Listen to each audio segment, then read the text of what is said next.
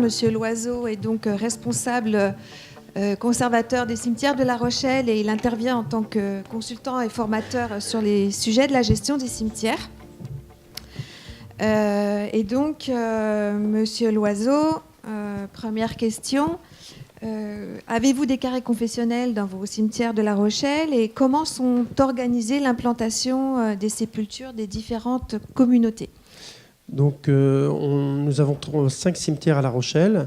Dans 2 de ces cimetières, nous avons des espaces pour les musulmans et les israélites pour l'un, et dans le deuxième, uniquement pour les israélites. Ces implantations étaient réalisées avant mon arrivée à La Rochelle en 2008. Et il s'agit d'espaces ou de regroupements de faits? Est-ce qu'il y a eu une évolution dans le passé avec une première étape de regroupement et après la création d'espaces plus dédiés? Non, comme je l'expliquais en amont, en fait, ce sont des parcelles qui sont nommées par lettre sur le plan et physiquement sur le terrain, dans laquelle les personnes de ces communautés ont été effectivement regroupées à leur demande. Dans le temps, avez-vous, alors je sais que vous dites que vous êtes de la campagne, mais La Rochelle, c'est quand même pas tellement la campagne. Oh, mais, je viens de Vendée. Avez-vous constaté une évolution des demandes d'inhumation, une augmentation de ces demandes et également, est-ce que vous évoquiez tout à l'heure le projet de loi qui vient d'être déposé? Est-ce qu'aujourd'hui, vous constatez beaucoup de demandes de dérogation pour pouvoir accéder aux espaces confessionnels de vos cimetières? On a une communauté qui se développe un petit peu plus fortement, donc je pense que c'est en fonction des régions ou des villes, effectivement constatées. Donc on a des gens qui ne reviennent plus ou ne retournent plus au pays, donc qui veulent se faire inhumer dans leur commune de résidence. Donc la ville de La Rochelle peut satisfaire à leur demande dans le sens où elle a aménagé 2 petites parcelles pour la communauté musulmane et israélite, mais ces parcelles arrivent à saturation. Il n'y a pas eu de réserve foncière de fait par la collectivité pour une extension de cimetière. Donc aujourd'hui, on est en reprise administrative de sépultures et matérielle, donc de nettoyer les sépultures et d'exhumer les corps dans des reliquaires en bois, de les mettre dans l'ossuaire, donc pour les sépultures existantes. Donc on va être amené à un moment ou à un autre éventuellement à reproposer des emplacements pour toute personne de quelque confession que ce soit d'ailleurs au fur et à mesure des emplacements libérés. Et on a eu le cas de 2 familles qui étaient domiciliées dans le sud du département, qui ont eu la douleur de perdre un défunt de confession musulmane et qui ont demandé et sollicité l'autorisation au maire de La Rochelle pour être inhumés sur le territoire de La Rochelle, ni étant ni domiciliés, ni décédés, sans sépulture de famille et tout le reste. Et pour l'un, il y a eu un refus et pour l'autre, il y a eu une autorisation. Parce qu'entre les 2 demandes, il y avait eu un changement d'élu. Mais moi, j'ai posé la question à la personne que j'ai rencontrée qui avait eu l'acceptation du maire, que j'ai eu en formation au cours du CNFPT. J'expliquais donc mon point de vue sur la problématique d'accepter ou pas une personne donc extérieure à la commune pour une inhumation et qui ne remplissait pas les conditions. Et elle m'a dit je suis au courant parce que c'était pour mon mari. Donc, ok, on a bien discuté. Et elle était très au courant de la problématique et du refus qu'elle aurait dû essuyer. Mais elle a eu la chance de connaître le maire et voilà, ça s'est passé comme ça. Mais moi, mon sentiment, je lui ai dit, c'est pas normal qu'une personne de confession musulmane qui soit dans le sud du département ne puisse pas répondre aux demandes de son conjoint pour qu'il soit inhumé dans le cimetière de la commune où il réside. C'est plutôt ça le problème.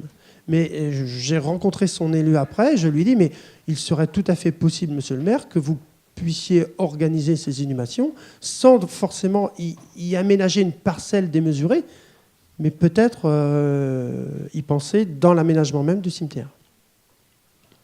Très bien. Vous évoquiez tout à l'heure l'égalité devant les reprises de concession. Oui, parce que je viens de l'expliquer, on a un problème de foncier comme beaucoup de communes. Et pourquoi est-ce qu'on laisserait plus les sépultures de personnes dépourvues de ressources suffisantes sans les reprises, ou les sépultures où il y a des enfants sans les reprises, ou les personnes de telle ou telle confession, de telle... Voilà, les textes nous donnent des règles à respecter pour les procédures de reprise.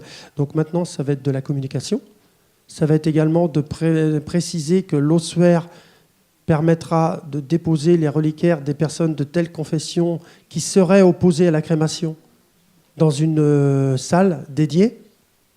Donc, et de leur expliquer que s'ils ne veulent pas que la sépulture soit reprise, eh bien, elle peut être pérennisée par un renouvellement de concession ou par l'acquisition d'une concession.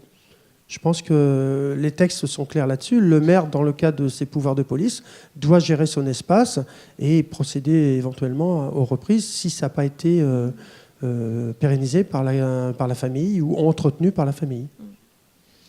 Et est-ce que vous avez constaté des interventions qui doivent se gérer de manière différente techniquement dès lors que vous êtes dans des inhumations confessionnelles en termes de gestion, quelles problématiques ça a pu vous poser? Oui, la communauté musulmane notamment souhaite procéder par elle-même au creusage de la sépulture.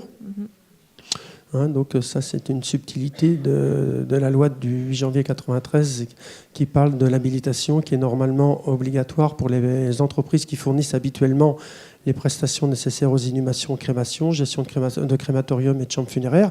Il y a une exception qui est faite pour les familles qui, de façon unique, donc à raison d'une fois par an, pourraient procéder à l'ouverture de la tombe ou pas.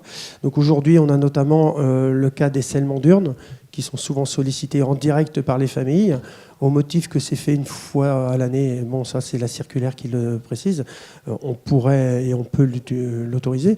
Donc, lorsqu'une famille souhaite creuser par elle-même la sépulture de son défunt, eh bien, on a mis en place, et comme ça se fait dans toutes les communes, une déclaration d'intention de travaux. On est prévenu de la date de l'intervention et on a un agent de la collectivité qui veille au respect de l'alignement, à la profondeur de la sépulture pour le vide sanitaire. Et on respecte ça. Et bon, c'est aussi de la communication et c'est de l'accompagnement des familles au quotidien. Et donc j'en arrive à ma dernière question, c'est en termes d'accompagnement des familles qui est réalisé par les agents du cimetière, est-ce que vous avez eu des mesures de formation, des plans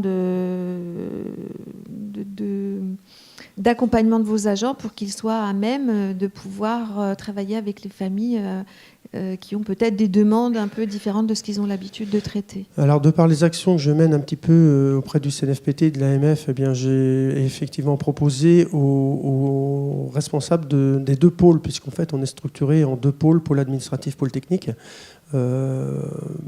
d'expliquer aux collègues justement toutes les petites subtilités qu'on pourrait rencontrer lors de demandes d'inhumation, les possibilités qu'on peut offrir ou les limites du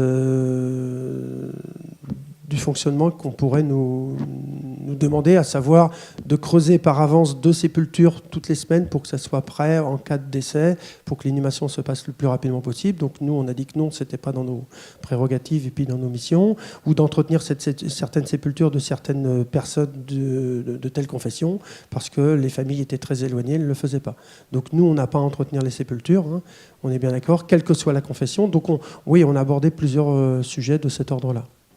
Très bien. Merci, Monsieur Loiseau.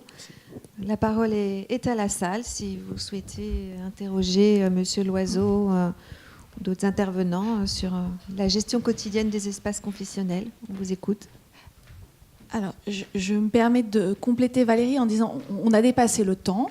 Peut-être que certains d'entre vous s'en sont aperçus. Sûrement la majorité non. Tant mieux, c'est que le débat vous intéresse, mais on va limiter le nombre de questions. De toute façon, je sais qu'on nous resterons sur notre faim.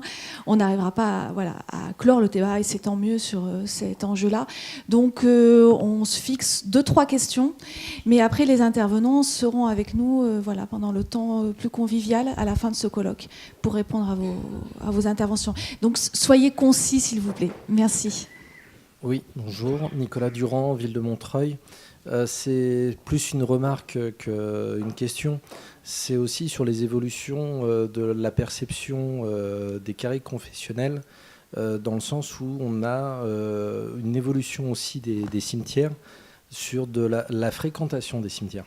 L'espace des cimetières sont de plus en plus dans la notion paysagère, mais dans la notion de fréquentation des gens qui rentrent et qui visitent nos cimetières alors qu'ils n'ont pas de défunts. On a des gens qui viennent même manger dans nos cimetières. Pour citer les enseignants du lycée d'à côté, qui viennent manger dès qu'il fait beau. C'est des gens qui viennent, qui le traversent en courant pour passer d'un parc à l'espace public. Et c'est aussi la perception qu'ils ont de ces espaces confessionnels, où sur les espaces très urbains, c'est en termes de paysage, c'est des espaces de calme. Ouais. Et sur des zones très denses, c'est des espaces qui sont de plus en plus recherchés, qu'on n'arrive même pas à retrouver dans nos parcs quand on a 150 gamins dans une aire de jeu. Et donc nos cimetières évoluent aussi dans les zones très denses, dans ce sens-là. La ville de Paris, donc avec Pascal Hervé Daniel, qui était son directeur à l'époque, avait fait une étude suite à la canicule de 2003 et avait constaté que les cimetières très arborés, et aujourd'hui avec la suppression du phytosanitaire et l'enherbement, eh bien, pouvaient correspondre à un lieu de refuge climatique. Donc aujourd'hui, la mentalité, c'est peut-être de faire évoluer justement nos propres cimetières tout en leur laissant le lieu de recueillement, le principe de recueillement. Mais ça peut être un parc, ça peut être un endroit d'échange et de lien entre les vivants et les morts. Et peut-être, messieurs, vous pouvez réagir sur ce lieu spirituel, en fait, qui est devenu le cimetière et qui tend à se développer. Mais le cimetière, c'est à la fois un lieu de culte des morts, c'est aussi un lieu de culture au sens large. Il y a effectivement beaucoup de gens qui s'y posent, qui y visitent, qui y pique-niquent. Bon. Donc il ne faut pas penser, à mes yeux, le cimetière comme étant un lieu totalement déconnecté des lieux de vie ordinaires. Donc la question autour des espaces confessionnels, c'est à peu près la même question que celle qu'on se pose dans la société. Est-ce qu'on constate qu'il y a des gens qui aiment vivre ensemble par affinité, par communauté, par religion ? Ne pas en faire des ghettos, ça c'est une préoccupation permanente. Donc il ne faudrait pas que le carré confessionnel devienne une forme de ghetto au sein du cimetière. Mais ne pas nier aussi le besoin de se regrouper par affinité ethnique ou par affinité philosophique ou religieuse. Donc c'est ces espaces-là qu'il faut être capable d'inventer pour l'avenir, en faisant en sorte que le cimetière soit en phase avec la vie et avec la ville dans laquelle il est logé. Voilà. Si on veut en faire des lieux à part, sous prétexte que ce seraient des lieux qui hébergent les défunts, on escamote cette dimension de lieu de vie et on va concourir à singulariser encore davantage le cimetière et à en faire un lieu de stigmatisation, de crispation, un lieu hors du temps et hors de la ville. C'est plus son cas aujourd'hui, ça n'est pas son cas. Moi, je rajouterais peut-être quelques éléments par rapport à ça. Savoir qu'au Québec, j'ai participé en fait, à des visites scolaires dans les cimetières. C'est-à-dire qu'on apprend l'histoire du Québec à travers l'histoire des morts. Ça passionne véritablement les enfants. Donc, c'est une expérience que j'incite à reproduire ici. Je sais qu'il y a des visites qui sont organisées, généralement plus pour les adultes dans les cimetières parisiens. L'autre élément, c'est avec la Fédération Patrimoine Funéraire au Québec, on organise régulièrement la fête des morts mexicaine à Montréal. Et donc, il y a des célébrations qui sont organisées de manière très festive avec tout ce que vous pouvez imaginer dans les cimetières aussi là-bas. L'autre élément, en fait, ça me ramène à un article que j'ai lu, vous avez participé, je pense, Valérie, sur les enjeux qu'il y a dans les cimetières au niveau écologique. Donc ça rejoint aussi dans les objectifs des cimetières parcs-jardins qui peuvent être aménagés à ce niveau-là. La ville de La Rochelle a déposé un projet tram noir, puisqu'on a un grand cimetière en plein centre-ville, donc tram noir, donc pas d'éclairage. On a fait un inventaire de la faune et par rapport donc à l'enherbement. On a un projet sur la sauvegarde du patrimoine funéraire également, donc il y a des visites d'organiser. Ça peut être la nuit des étoiles, il y a plein de choses qui vont mettre en valeur des monuments de navigateurs ou autres, d'explorateurs. Donc oui, il y a plein de projets à développer. Vous deviez évoquer le travail qui est fait au cimetière des Joncherolles sur la préservation de la biodiversité et la gestion écologique du cimetière. Tout à fait.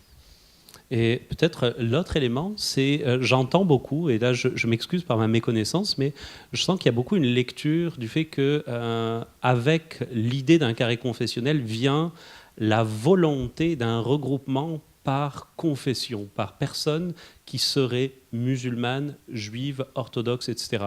Donc je ne sais pas si vous entendez des demandes de création qui viennent avec l'aménagement pour sa mère, son père, son frère, ses enfants, ou si ça vient, non pas d'individus, mais de collectivités. Parce que, à ma connaissance, rien ne dicte dans les textes le fait qu'il y ait une nécessité de regroupement communautaire chez les confessions. Je peux très bien demander à ce que ma propre sépulture soit orientée vers Jérusalem ou vers la Mecque, mais simplement moi. Ça pose d'autres questions au niveau gestion. Là, je ne dis pas le contraire. Mais j'entends beaucoup le fait qu'il y a un regroupement. Donc je ne sais pas si c'est une volonté qui émane d'une demande collective ou pas. Voilà. Merci. Autre question ? Monsieur Châtel, oui, vous voulez peut-être rebondir. Juste un point pour l'information qu'on n'a pas évoquée aussi, c'est la montée de l'athéisme, y compris chez des gens qui sont musulmans, qui sont juifs. Donc c'est aussi une considération à avoir pour l'avenir, c'est-à-dire que ça paraît encore tout à fait anecdotique, mais d'un point de vue sociologique, c'est des choses qu'on voit se développer, parce que l'impact des sociétés modernes font qu'il y a des gens qui se disent aujourd'hui musulmans mais athées, ou qui peuvent se dire juifs mais athées, et qui voudront peut-être être entourés à côté d'autres musulmans, lesquels étaient croyants. Donc la question ne peut pas être totalement décorrélée de la question des ethnies, des communautés, et c'est pas qu'une question religieuse. Madame Tilquin. Joséphine Tilquin sur Rennes. Je trouve que tout ce que vous nous avez appris ce matin, tout ce que vous nous avez proposé, et je suis ravie de revoir Tanguy Châtel. Oui, merci. Je trouve qu'il y a une certaine discordance entre ce que le législateur nous impose lorsque nous regardons de travers quelqu'un qui ne va pas nous ressembler, et en nous interdisant, même si on a le droit d'y échapper, en nous interdisant les carrés confessionnels. C'est discordant, c'est discriminant de nous interdire de prévoir des carrés confessionnels, sauf à les aménager en détournant, avec des circonvolutions. Mais il y a quelque chose d'incohérent, à la fois dans les affirmations, dans les obligations, dans les injonctions du législateur, et dans ce que nous devons admettre dans la vie quotidienne. Ou bien on regarde son voisin catholique, orthodoxe, juif, musulman ou sans religion, ou bien on le regarde avec naturel, ou bien on le regarde avec discrimination. Mais comment faire une différence entre le vivant et le mort, puisque le mort bénéficie, de par la loi, de la même considération et du même respect que le vivant. Voilà. C'était une réflexion personnelle. C'était la dernière question. C'était pas une question. Du coup, c'était C'est plutôt... une dernière. je ne sais pas si vous voulez rebondir, messieurs, dames. Non. Alors, ça nous laisse la place pour une dernière question. Voilà, la dernière. Oui, Madame je voulais Choisissez. rejoindre Madame Lafeuille tout à l'heure qui expliquait, dans nos cimetières, moi je suis conservateur au cimetière de Levallois, qui expliquait qu'il y a des exigences de la part des représentants des communautés religieuses. Donc on ne peut qu'inciter aussi les conservateurs de cimetières à essayer de rencontrer ces interlocuteurs-là, puisque souvent le discours est très très différent de celui des familles qui se déplacent dans nos cimetières. Et là, il y a déjà un décalage qui se fait dans la compréhension même des religions. Nous avons voulu nommer nos carrés, nos regroupements plutôt, mais qui s'appellent quand même des carrés neutres. Pourquoi neutres ? Pour la neutralité. Ce qui ne nous a pas empêché de pouvoir avoir un moment un vrai conflit avec une famille qui ne supportait pas l'identité d'un des membres de la ligne en question dans laquelle était inhumé le membre de sa famille. Donc cette notion de neutralité, elle est tellement importante à mettre en avant. Avant tout le reste, je pense que les conservateurs du cimetière sont suffisamment à l'écoute des familles, des besoins, quelles que soient les religions, pour traiter de la façon la plus correcte, avec le plus d'empathie possible chaque demande. Par contre, il peut y avoir vraiment là un vrai contraste entre l'exigence de certaines communautés, toutes, quelles qu'elles soient, et parfois la simple demande d'une famille. Les familles nous parlent aussi de mixité. On a souvent des couples mixtes, israélites, catholiques, etc. Ça ne pose absolument aucun problème que le mari soit inhumé dans un rassemblement israélite, alors que la femme a prévu, elle, pour plus tard, d'être inhumée dans le Caire en face chez les catholiques. Il y a pas de... Dans les familles, on ne ressent pas cette hyper-exigence de certains représentants de communautés. Voilà. C'est juste que je voulais faire sortir.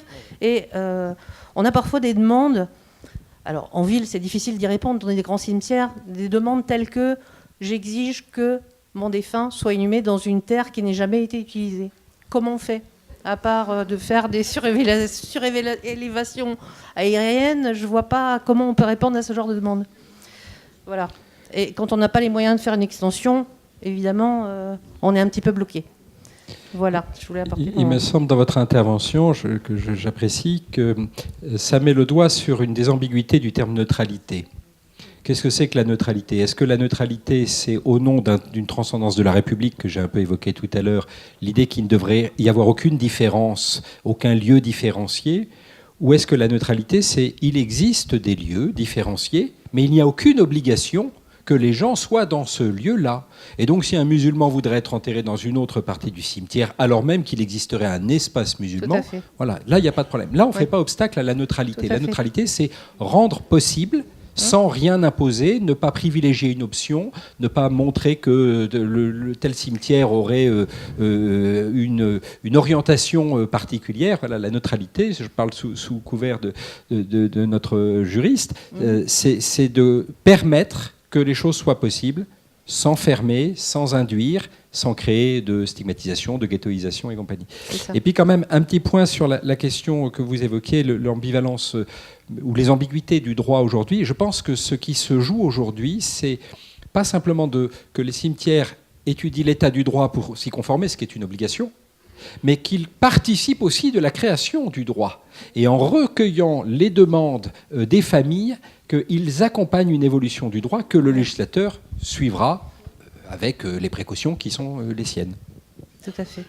Donc les interventions de M. Châtel et de Mme Pachin-Lefebvre se rejoignent, puisque c'est de cette façon-là que vous avez conclu tout à l'heure. Alors, je vous propose qu'on conclue cette 11e édition du colloque. Je crois qu'on en a bien fait de choisir ce sujet, vu la richesse des interventions, votre intérêt. Le fait aussi qu'aujourd'hui, vous étiez 154, nous étions 154 dans cette salle. Donc, je pense que c'est un record de fréquentation. Donc, merci de votre présence jusqu'au bout. Merci aussi à celles et ceux qui, en coulisses, ont contribué à la réussite de l'événement. Je vous propose donc... Je vous informe déjà qu'il y aura un compte-rendu de cette matinée que l'on vous communiquera. Et puis, je vous propose que vous puissiez continuer d'échanger entre vous en toute convivialité pour le cocktail. Voilà, merci encore. Merci à tous pour votre participation.